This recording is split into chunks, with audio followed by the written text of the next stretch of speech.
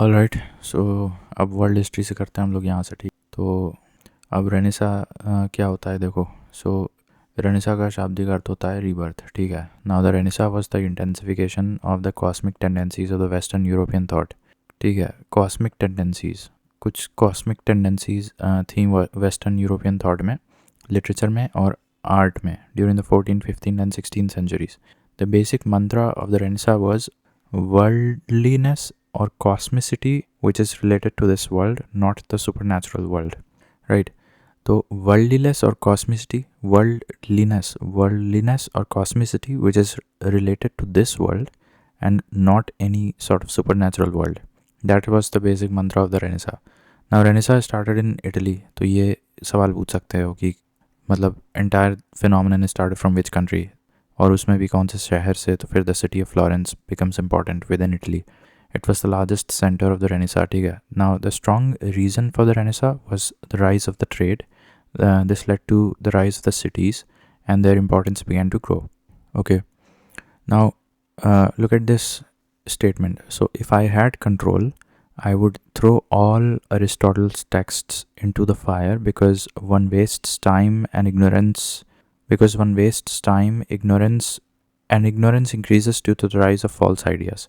ये किसने बोला था? ये स्टेटमेंट रॉजर बेकन नामक एक दार्शनिक ने बोला था कि अगर उनका बस चलता तो अरिस्टोटल को और उनके सारे किताबों और टेक्स्ट्स को आग लगा देते, क्योंकि उनको लगता था, रॉजर बेकन को लगता था कि अरिस्टोटल के टेक्स्ट पढ़ के काफ़ी इग्नोरेंस इंक्रीज़ होता है और फॉल्स आइडियाज़ का इंक्रीज़ होता है।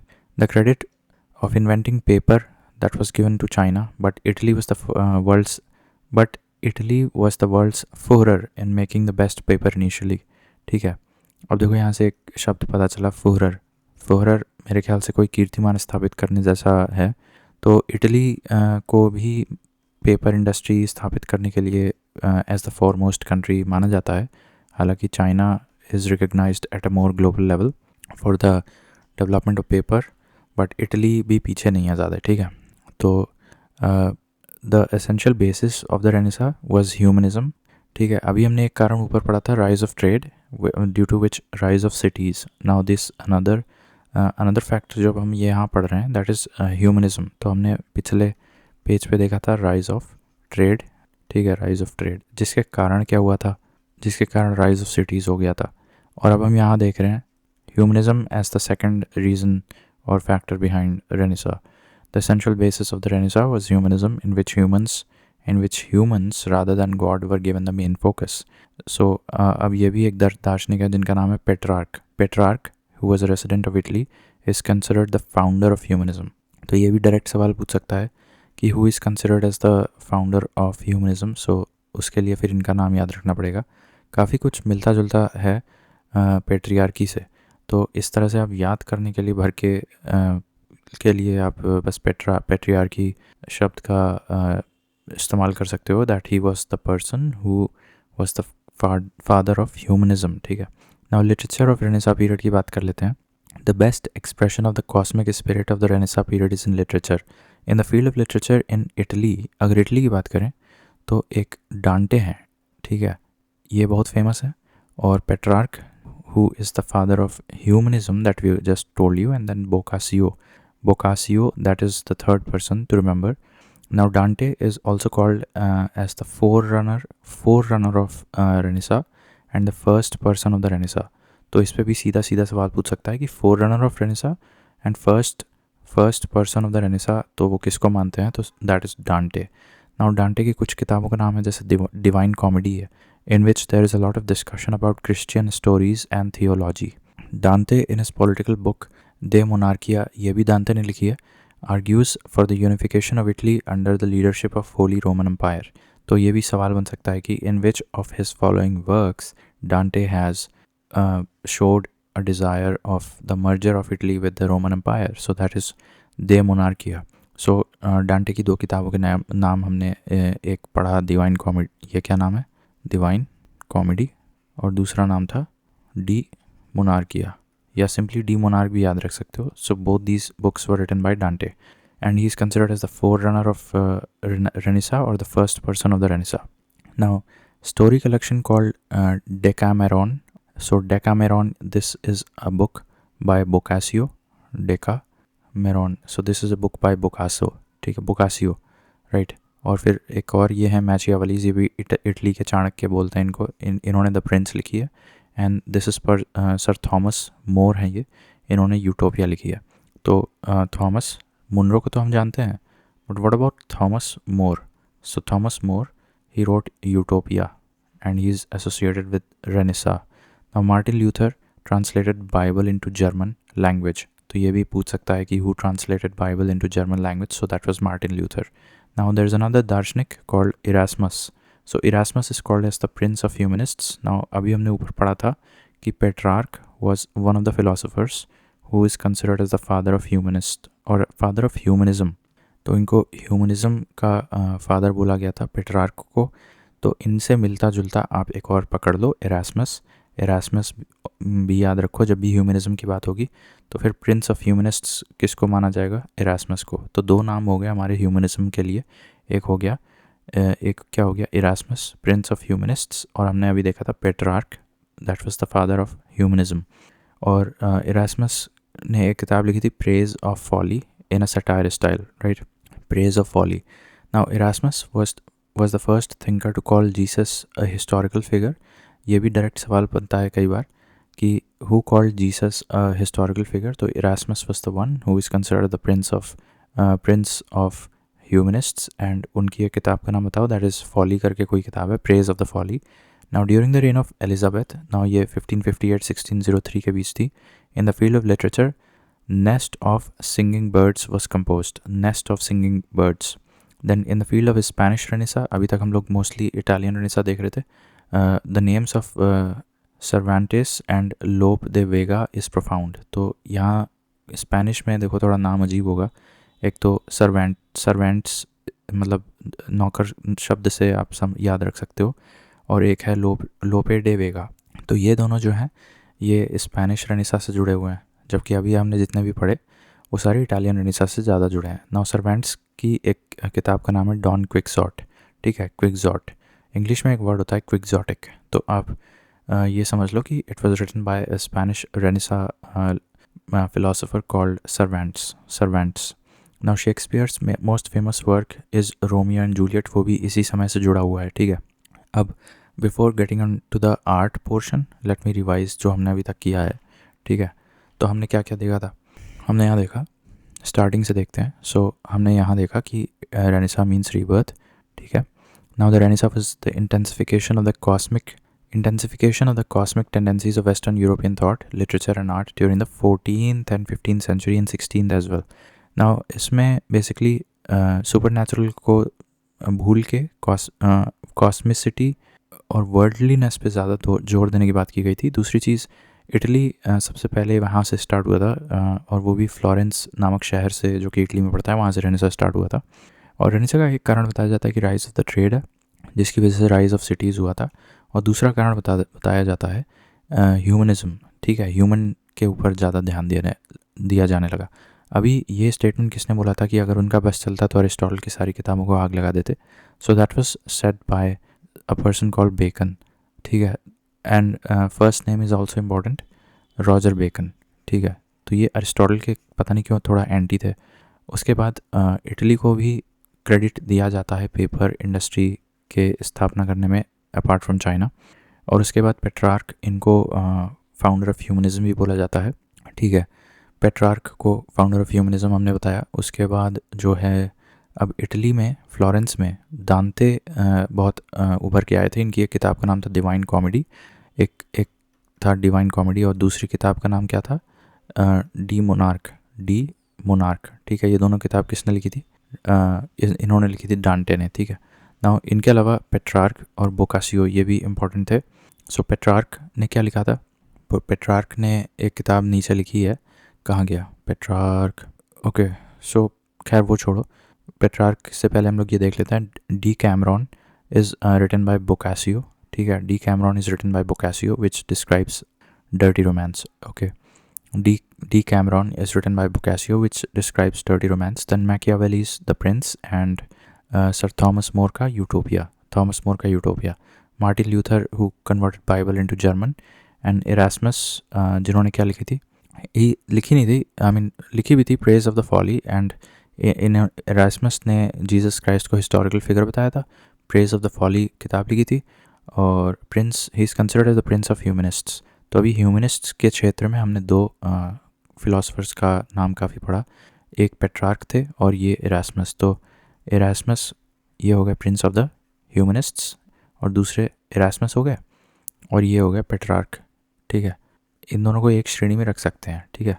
इरास्मस को प्रिंस ऑफ ह्यूमनिस्ट्स बोलते हैं और पेट्रार्क को फाउंडर ऑफ ह्यूमनिज्म। और प्रेज ऑफ द फॉली किताब लिखी थी इरास्मस ने। नाउ इन्होंने जीसस को हिस्टोरिकल फिगर बताया था इरास्मस ने, और एलिजाबेथ के समय ना कुछ नेस्ट ऑफ सिंगिंग बर्ड्स ये कंपोज किया गया था। अब स्पेनिश रेनेसा में दो लोगों का नाम इंपॉर्टेंट है, एक का नाम है सर्वेंट्स जिन्होंने डॉन क्विक्सोट लिखी थी, और एक और था लोपे डे वेगा, और शेक्सपियर भी काफ़ी उभर के आए थे, रोमियो जूलियट पॉपुलर हो गया था उस समय। अब आर्ट की बात करते हैं तो the Renaissance of Italy took place mainly in the field of art, painting, crafts and architecture which progressed greatly. Leonardo da Vinci, फिर माइकल एंजेलो, राफाएल और टाइटियन, ये चार पेंटर्स हैं। तो ऐसा भी पूछ सकता है कि इन चारों का नाम लिख देगा और फिर कहेगा कि ये किस फील्ड से जुड़े हैं। तो इसमें हमको लियोनार्डो दा विंची तो पता है कि पेंटिंग करते थे, माइकल एंजेलो ये भी पता है, और राफाएल भी पता है कि पेंटिंग करते थे, बट टाइटियन ये नहीं पता था मुझे कि ये पेंटर है। Now in addition to being painter and sculptor, Leonardo da Vinci was a scientist, mathematician, engineer, composer and philosopher. अब ये लास्ट सपर है, मोनालिसा है, और Virgin of Rocks, these are some famous paintings by Leonardo da Vinci. तो ये last सफर, Mona Lisa, ये तो हमको पता था, बट वर्जिन ऑफ रॉक्स ये हमें नहीं पता था। ऊपर हमें टिटियन के बारे में भी पता चला कि he is also a painter, Titian was also a Renaissance painter, and Leonardo da Vinci, Mona Lisa, the Last Supper and Virgin of Rocks, ये तीन फेमस पेंटिंग्स हैं। इन द रेनेसा पीरियड ये जियोटो क्या होता है, Giotto is considered as the father of painting, ठीक है, Giotto, right. तो अभी जैसे हमने कुछ पेंटिंग्स की बात की, लियोनार्डो दा विंची के पेंटिंग्स, अब माइकल एंजेलो की भी कुछ फेमस स्कल्पटिंग थी, जैसे कि इन्होंने द लास्ट जजमेंट एक था, और the fall of the man, ठीक है। तो ये दोनों किससे जुड़ा है, ये माइकल एंजेलो से जुड़ा है, ठीक है। कैसे याद रखो कि the fall of the man and the last judgement, these two paintings and sculptures are related to Michelangelo. फिर अब Sistine Madonna is counted as the most famous painting of the world due to its liveliness and beauty which was painted by Raphael. अब ये भी Rafael भी एक painter थे, इनका बस आप एक ऐसे याद रख लो कि मडोना नाम की कोई पेंटिंग इन्होंने बनाई थी, काफ़ी लाइवली पेंटिंग है। अब साइंस की बात करते हैं, तो अब ये Copernicus refuted the geocentric theory of Ptolemy, rendering the sun centred theory, ठीक है। तो कॉपरनिकस ने बेसिकली बता दिया कि बीच में सन आता है, उसके चारों ओर सब प्लैनेट्स और वगैरह घूमते रहते हैं, ठीक है। तो he actually rejected the earlier theory of Ptolemy, and फिर सन सेंटर्ड थ्योरी किसने दी थी, कॉपरनिकस ने दी थी। Now Copernicus, according to Copernicus, the earth is not at the centre of the universe but it is at the centre of the solar system, and like other planets, the Earth revolves around the Sun. The law of gravitation was proposed by Newton, and the promoter of the Reformation movement was Martin Luther. अब देखो, Reformation movement is something different than Renaissance. Renaissance is a different thing, Reformation is a different thing. And जब Reformation की बात होगी तो फिर Martin Luther King की बात की जाएगी. And he was born in an ordinary peasant family in Germany. He actually converted or translated Bible in German language, and अब ये जॉन वाइक्लिफ नामक कोई व्यक्ति हैं, is called the morning star of the reformation movement. America was named after the name of Italian Amerigo Vespucci, तो ये भी नाम रटना है Amerigo Vespucci, and he was actually an Italian. And Magellan travelled the whole world by sea, तो ये भी important है, Magellan actually travel the whole world through sea, ठीक है। तो ये काफ़ी कुछ हो गया, किस में, रेनेसा मूवमेंट हो गया। अब अमेरिकन रेवोल्यूशन है, इसके बारे में थोड़ा सा देख लेते हैं। देखो, so America's freedom struggle lasted between 1763 and 1783, only 20 years, ठीक है, only 20 years. 1763 and 1783, according to the Treaty of Paris in September 1783, Britain recognised independence of America. तो ये ट्रीटी बहुत इंपॉर्टेंट हो जाती है कि किस ट्रीटी के तहत और किस वर्ष में ब्रिटेन ने अमेरिका को स्वतंत्रता घोषित कर दिया था। सो that was treaty of Paris in the year 1783। Then according to this treaty, Britain accepted the independence of 13 English colonies of North America. तो ये 13 भी important हो जाता है. The immediate reason for the American freedom struggle was the tea policy of the British Prime Minister Lord North. So Lord North हम modern Indian history में भी देखे हैं, तो इन्हीं की एक बेकार सी टी पॉलिसी की वजह से इनको अमेरिका का हाथ से गंवाना पड़ा. So on 16th of September 1773, I think that's the same 16th September, that's the same date when Bangladesh got liberated. I think 16th September 1971, but now we are in 1773. 16th September 1773, there was an incident of the Boston Tea Party whose hero was Samuel Adams. तो इनका नाम याद रखना है. Samuel Adams was the hero of the Boston Tea Party. America's freedom struggle started with the Boston Tea Party incident. The slogan of the American independence was no taxation without representation. तो अब इतना मोटा मोटा तो हमको याद है. So George Washington was the hero of the American freedom struggle. Later he became the first president of the independent United States. तो सैमुअल एडम्स का नाम किससे जोड़ना है? वो बॉस्टन टी पार्टी के हीरो थे. उसके हीरो कौन थे? Samuel Adams. जबकि George Washington was the overall hero of the American revolution. Now America attend complete independence on 4th of July 1776. Now you can अभी हमने क्या बताया था कि 1763 से 83 20 साल तक इनका स्ट्रगल चला था, और अभी भी देखो 76 चल रहा है और अभी 83 नहीं आया है. तो 76 में ही ये इंडिपेंडेंस पा गए थे 4th of July 1776 को. While the Constitution of America came into force in 1788 and Red Indians were native to America, the first written constitution of the world is American Constitution, and the Civil War in America began on 12th of April 1861. अब देखो almost like कुछ 80 साल बाद, not 80, हाँ 80 साल बाद, like not 80, 98 years later in 1861, a civil war broke in America against the southern states supporting slavery and the northern states opposing it. तो northern states oppose करते थे स्लेवरी को, जबकि सदर्न स्टेट्स एडवोकेट करते थे स्लेवरी को. Now अब slavery was finally abolished in America on 1st of January 1863, almost like 100 years afterwards. जब तुम्हारा स्टार्ट हुआ था अमेरिकन रेवोल्यूशन, वो स्टार्ट हुआ था 1763 और चला था 1783, 20 साल तक चला था. 1788 में इनका अपना कॉन्स्टिट्यूशन आ गया था, और 4th of July तुम्हारा 1777 था या 76 था आई थिंक, जब अमेरिका इंडिपेंडेंट हो गया था. 1776 था. तो अगर इस डेट से तुम पकड़ के चलोगे, नॉट इस डेट से नहीं, इस डेट से जब पकड़ के चलोगे 100 साल बाद, तो क्या आएगा? 1863 आएगा. और 1863 में क्या हुआ था? 1863 में स्लेवरी वॉज अबॉलिश्ड. अब मैंने बताया था कि नॉर्दर्न स्टेट्स जो थे वो स्लेवरी अबॉलिश करना चाहते थे, जबकि सदर्न स्टेट्स के हिसाब से स्लेवरी वॉज गुड. ठीक है, सदर्न स्टेट्स के हिसाब से. Finally slavery was abolished on 1st of January 1863, almost 100 years after the American revolution started. And उसके हीरो कौन थे? Abraham Lincoln. Now the American civil war ended on 26th of May 1865. Like ठीक है, slavery abolish होने के 2 साल बाद American civil war ended, and the first English settlement established in America was named Jamestown. तो ये important है. James town slavery मतलब सिविल वॉर ख़त्म होने के बाद first English settlement established in America, so that was James town. अभी ध्यान रहे ये इंग्लिश है, नॉट अमेरिकन. कंफ्यूज करने के लिए क्वेश्चन में दे सकता है. तो ये हो गया अमेरिकन रेवोल्यूशन. अब इसके बाद फ्रेंच रेवोल्यूशन है, तो इसको फिर अलग से देखते हैं, क्योंकि फिर फ्रेंच, इटली और जर्मनी तीनों देखना पड़ेगा. या देख लेते हैं, इसी में देख लेते हैं फ्रेंच को. सो अब नेपोलियन बोनापार्ट ने कहा था कि without Rousseau the French revolution would have not taken place. तो रूसो का कितना अहम रोल है ये पता चल गया यहाँ से. Now Louis the 16th would have saved himself if he had controlled writing. Many reasons for the French Revolution were the unbalanced economy, social classes, impermanence, exploitation of peasants, weakness of autocratic monarchy, a rebellious attitude of intellectuals, etc. The French Revolution took place in 1789 during the reign of Louis XVI. Questions में यही पूछा जाता है, ठीक है. और एक और चीज़ पूछ सकते हैं कि ये स्टेटमेंट किसने बोला था? तो नेपोलियन बोनापार्ट ने ये बोला था कि विदाउट रूसो फ्रेंच रेवोल्यूशन तो कभी होता ही नहीं. Anyways, Louis XVI reigned between 1774 to 1792. The judiciary of France was called as Parlement. Parlement क्या है? It's basically judiciary, और कह सकते हैं सुप्रीम कोर्ट ऑफ फ्रांस को हम Parlement बोलते हैं, ठीक है. तो जुडिशरी को पार्लामा बोल रहे हैं फ्रांस में. The immediate cause of French revolution was to call a meeting of the estates general. अब द इमीडिएट कॉज पूछा जाता है कभी कभी कि फ्रेंच रेवोल्यूशन का इमीडिएट कॉज क्या है. तो कुछ ना कुछ तो गड़बड़ हुई थी एस्टेट्स जनरल में मीटिंग हुई थी और वहीं से बात बिगड़ गई. The session of the Estates General was inaugurated on the 5th of May 1789 by Louis XVI.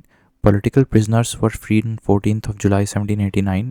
So political prisoners were freed on 14th of July 1789, escaping the Bastille prison in France. ठीक है.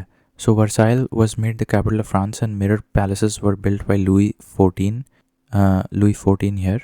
तो ये इतना important नहीं है, but ये ध्यान रखो कि 14th of July 1789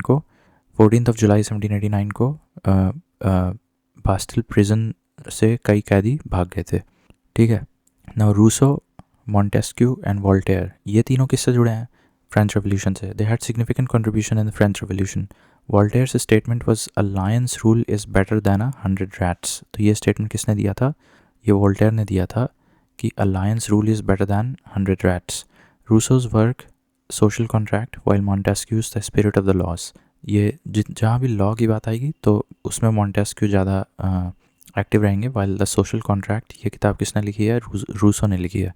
so Napoleon 15 अगस्त 1769 को पैदा हुए थे, just 20 years before the French revolution took place, in an ordinary family of the island of Corsica.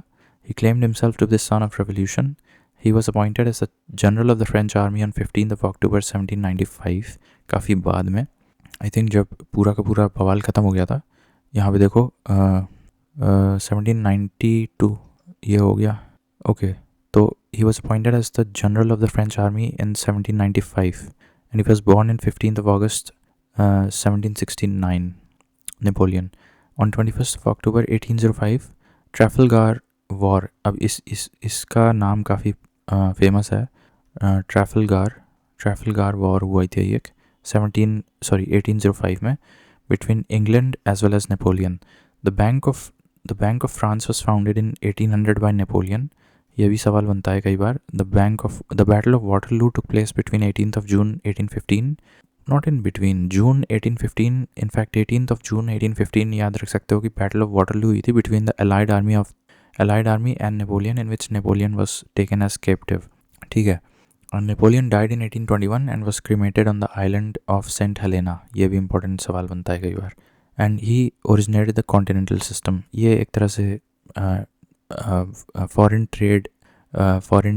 trade and tariff sort of system है continental system. ठीक है. तो एक बार फिर से हम देख ले रहे हैं क्या क्या था इसमें फ्रेंच रेवोल्यूशन में. तो देखो पहले तो जब नेपोलियन बोनापार्ट ने ये स्टेटमेंट दिया था कि without Rousseau the French revolution would not have taken place.